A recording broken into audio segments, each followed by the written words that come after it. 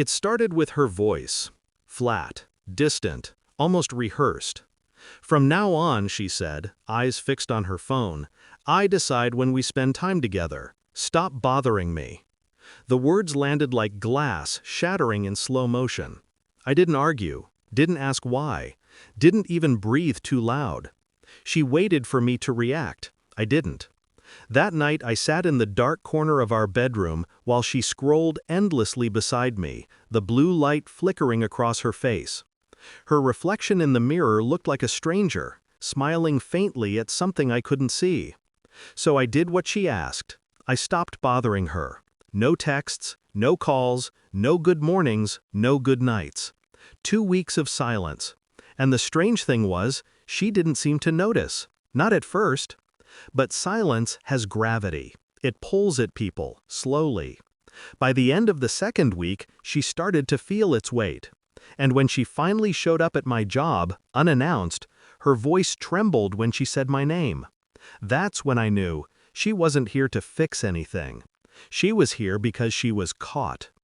The first sign came 3 days before my silence began. A notification on her phone at 2:14 a.m. The screen lit up the room. I saw a name I didn't recognize. "Good night, love." I didn't confront her. I watched her sleep. Peaceful, unbothered. I told myself it was innocent, maybe a friend, a joke, a wrong number. But denial is a kind of anesthesia. It numbs the obvious. She started working late, showers the moment she got home, phone always face down, airplane mode at dinner. When I tried to talk, she'd sigh, say I was too emotional, say she needed space. So I gave her space. But space can be a weapon too. It creates distance wide enough for lies to hide in. When she said those words, "Stop bothering me," it wasn't anger, it was preparation. She was building walls. And she thought I wouldn't notice. I smiled that night for the first time in weeks. Not because I was calm, but because I finally understood what she was trying to do. I started observing, quietly, like a scientist studying a dying thing. I memorized her routines, her new perfume, the sudden shift in her laughter, soft, careful, like she was rehearsing it for someone else.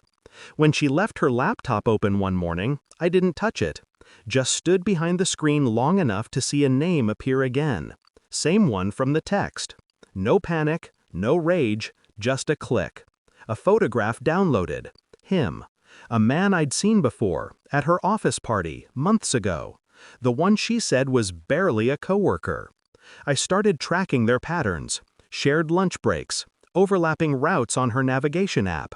Receipts she thought she'd deleted from our joint account. It wasn't about jealousy anymore. It was about confirmation. About truth. Every night I'd lie beside her and listen to her breathing. Steady, calm, while mine fought to stay quiet. The hardest part wasn't what she was doing. It was how easily she did it. So I made a plan. Simple, silent, precise. I backed up her messages, printed call logs, bank transactions. A week later, a private investigator delivered photos that confirmed everything I already knew. 2 people, 1 hotel, repeated nights. Each image colder than the last. When I opened the envelope, I didn't feel pain, just clarity, like stepping into freezing water, sharp but clean. I waited until Sunday. She came home late wearing the same perfume I used to love. I didn't greet her, didn't ask where she'd been. I just handed her the folder, said nothing. She opened it slowly. Photos slipped out, scattering across the table like dead birds. Her breath caught. Her hands trembled. She whispered, "You followed me?" I looked at her, calm. "No, you led me." For a long moment, the only sound was the hum of the fridge. She tried to speak, something about it being complicated. I just stared through her. Not at her, through her. Because she wasn't the woman I'd loved. She was the ghost wearing her skin. 2 days later, I stopped by her office. Dropped off a sealed envelope addressed to her supervisor. Inside were copies of everything. Time-stamped photos, expense reports, messages sent during work hours. I didn't stay to watch. Didn't need to. By evening, her calls started coming in. 27 missed by midnight. I didn't answer. When she finally appeared at my job the next morning, eyes red, makeup cracked, voice shaking, I just looked at her the same way she once looked at me. Tired, detached, done. I made a mistake, she said. Tears, hands trembling. Theatrical. Predictable. I waited until she stopped talking. Then I said quietly, "You told me to stop bothering you, so I did." She broke right there, and I walked past her without looking back. The silence felt different now, not empty, liberating. People at work avoided asking questions. They saw her waiting outside for days. They saw me leave without a word. At night, I slept easily for the first time in months.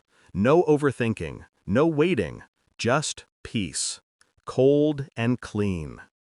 It's strange how the absence of noise can sound like closure. I deleted her number. Not out of anger, out of finality. Sometimes power isn't about what you say, it's about what you refuse to. She wanted space. Now she has all of it. And me? I finally learned how quiet vengeance can be.